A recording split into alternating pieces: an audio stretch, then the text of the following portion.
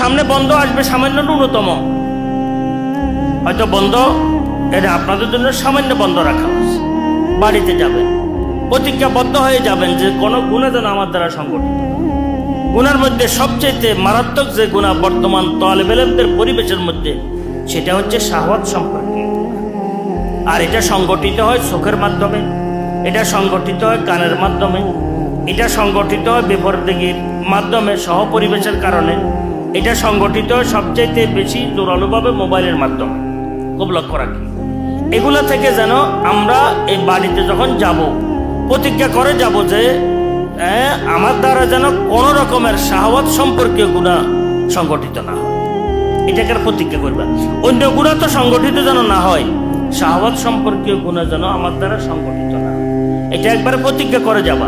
বাড়িতে যাবা, আলহামদুলিল্লাহ ইবাদতে, তেলাওয়াতে, মোতালায় থাকবা। ঘরের কাজকর্মের একদম কাপড় কোর্তা খুলে কাজকর্ম করবা, ঘরের মাঠে কাজকর্ম করবা। আব্বার লাঠি হয়ে থাকবা, আজি আম্মার খাদেম হয়ে থাকবা, আব্বার খাদেম হয়ে থাকবা। রাত্রিকালীন আব্বার পা দবাই আব্বার খেদমত করবা। আব্বার কাপড় চোপড় তুমি ধুবা, মায়ের কাপড় চোপড় তুমি ধুবা। এইভাবে তুমি কি মায়ের খেদমত করবা, বাবার খেদমত করবা। একটা মা বাপের দোয়া, এটা হচ্ছে সবচাইতে বড় পীর সাহেবের দোয়ার চাইতেও কিন্তু বেশি। খুব লক্ষ্য রাখি, মা বাপের দোয়া, মা বাপের দোয়া, মা বাপের অনুগত হওয়া, এটা হচ্ছে সবচাইতে গুরুত্বপূর্ণ বিষয়। বাড়ির যাবে, 1 নম্বর নিয়ত করবে আমি যেন আমার মা বাপের খেদমত করতে। 1 নম্বর নিয়ত। যদি দুজন থাকে তো সৌভাগ্য, আর যদি একজন থাকে, একজনকে আমি কি করব, সেবা করব।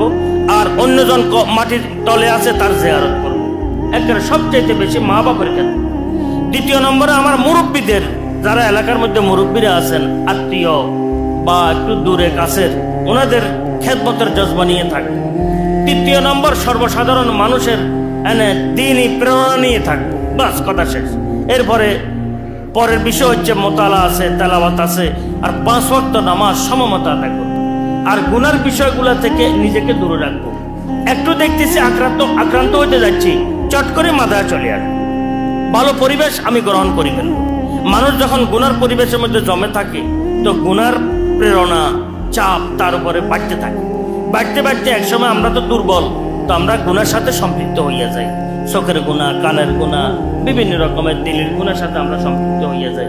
তো আমরা এইভাবে না করে খুব লক্ষ্য রেখে আমরা কি করব, থাকার চেষ্টা করব যতদিন পর্যন্ত খেদমতের জজবা হয়, যতদিন পর্যন্ত ইবাদত, তেলাওয়াত, মোতালা, জিকির আজকারের কি থাকে, জজবা থাকে, যতদিন পর্যন্ত গুনাহ থেকে বাঁচার তৌফিক আল্লাহ পাক দান করেন, ততদিন পর্যন্ত কি আমি মাত বাড়িয়ে থাকবো।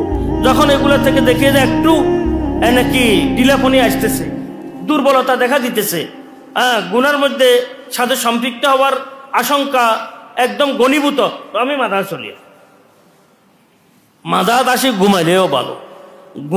গুনাহ করার চাইতে ঘুমিয়ে পড়া ভালো। গুনাহ করার চাইতে কি ঘুমিয়ে পড়া ভালো। উল্টা চলার চাইতে বসে থাকা ভালো।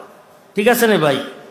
উল্টা চলার চাইতে কি বসে থাকায় কি ভালো। আজি এগুলো খুব লক্ষ্য রাখিয়েন। তো এই কারণে বলতেছিলাম, রমজান মুবারক এভাবে ইনশাল্লাহ আমরা কাটাবো। যদিও আমাদের কাছে এতটুকু জজবা জোশ নাই, কিন্তু চেষ্টা করব যেন জজবা জোশ কি আমাদের মধ্যে একটু আসতে থাকে। আমরা চেষ্টা করতে থাকবো ইনশাআল্লাহ তাআলা। আল্লাহ পাক সবাইকে তৌফিক দান করেন, সবাইকে তৌফিক দান করেন।